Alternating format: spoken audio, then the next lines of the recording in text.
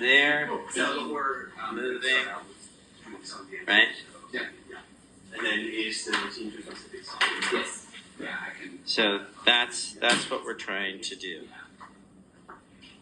Being able to get that moving, getting onto it. Yes, I do hear you with the mindset. Oh, hey, Michael, how you Hi! doing? Just want to What's say up? hi. Good to see you. You too.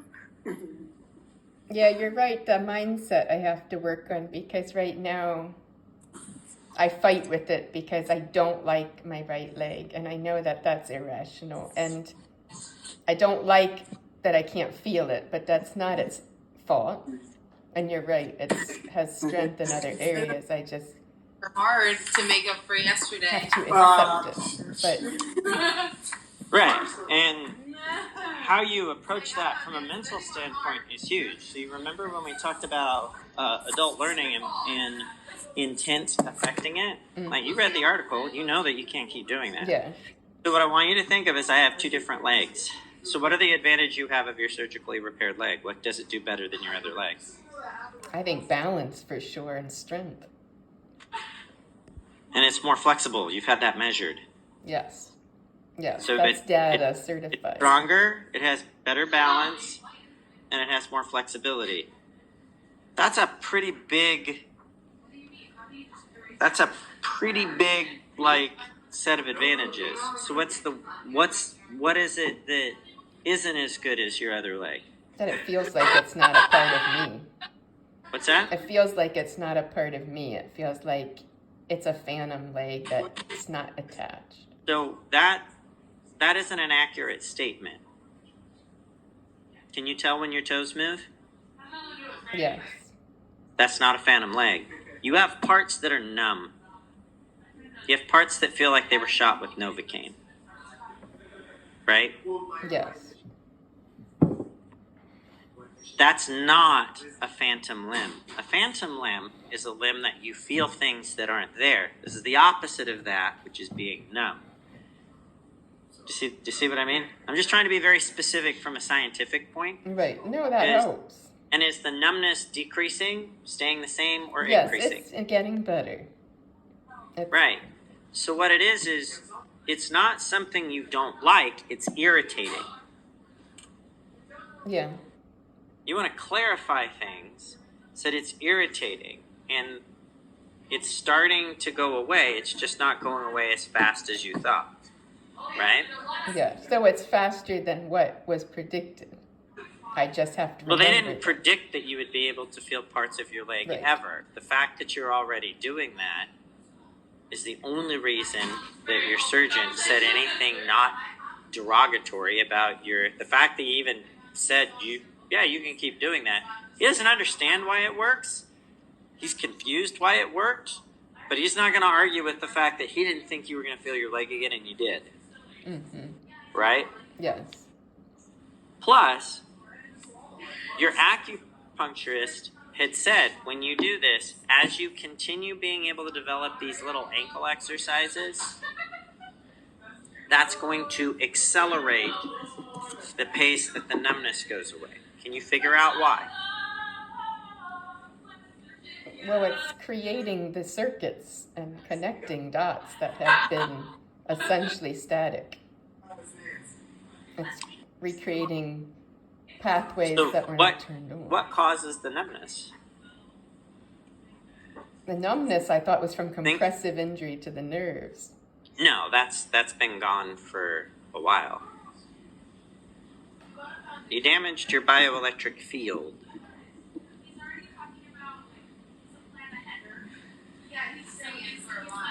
So, let's say, like, when I told you what I thought you should start doing, what was your acupuncturist's response? For the electroacupuncture? Yeah. About how, that it would, her eyes lit up because she said it. And she goes, "Oh, this is going to hurt so bad," and you're like, "You're not going to be able," and then after, when she started talking about the ankles and that you're going to continue to do that, and as you develop the strength, I told you, once you have the strength and you have those muscles, she's going to need to go back in with those same and actually go into very specific muscle groups. Right now, she's doing a general one to be able to get things moving to the areas. But after you have them, she'll do them individually and do them in different orders, correct? Mm-hmm. And she went, who has he studied with? That is brilliant. That's using the blankety blank method that's normally used on being able to have people to treat carpal tunnel. But we're using this to be able to reactivate an area that, and you said, he said specifically, do you remember what I told her? I said,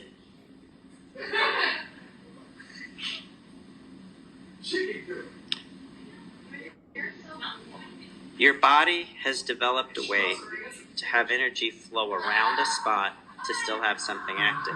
What we need to do is figure a way out to have the flows of the body altered back so that the energy flows over the area and through the area of muscle that is currently cold.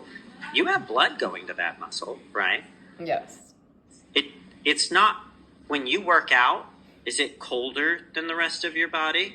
No, No. Sometimes it's warmer, actually. Right. It's numb. What's causing that is an issue. Don't be surprised, and when she says it, I want you to say, yes, ma'am, I will do what you say. She's going to recommend at a certain point that you're measured for a band that she's going to want you to wear around your leg that has magnets in certain parts that are going to be in contact with your skin. And she'll tell you, you can't wear it when you're working out. It'll shift too much. You can't, it's for when you're sitting and typing. I want you to put this on.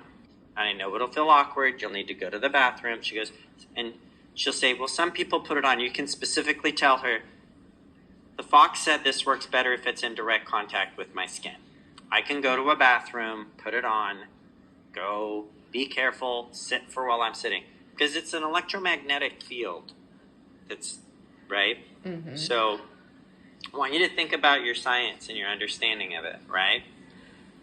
What causes migraines? That's a good point. I don't know because we don't study them in cats and dogs. Is it? Oh, you know what it is. I was gonna say pressure and pulsation in your arteries, but Specifically, the difference between a cluster headache or really bad headache and a migraine is a migraine happens when your brain waves are at a different frequency. So literally, your brain is functioning on a different frequency than normal. gotcha. And that's what causes things to be a little scrambled. Does that make sense? Yes. Mm-hmm. I want you to think like I was listening to Neil deGrasse Tyson, and he was talking about the idea of, it's like, somebody asked me why I don't do drugs, and I said, you know, it's a miracle that we're able to perceive anything outside of our own body. We are so inefficient, so horribly inefficient at perceiving the world around us to have any type of objective reality, any type at all. Like, I don't think you realize how poorly our brain actually functions. I don't want to do anything that gets in the way of that. Recreational drug use is what he's referring to. Right.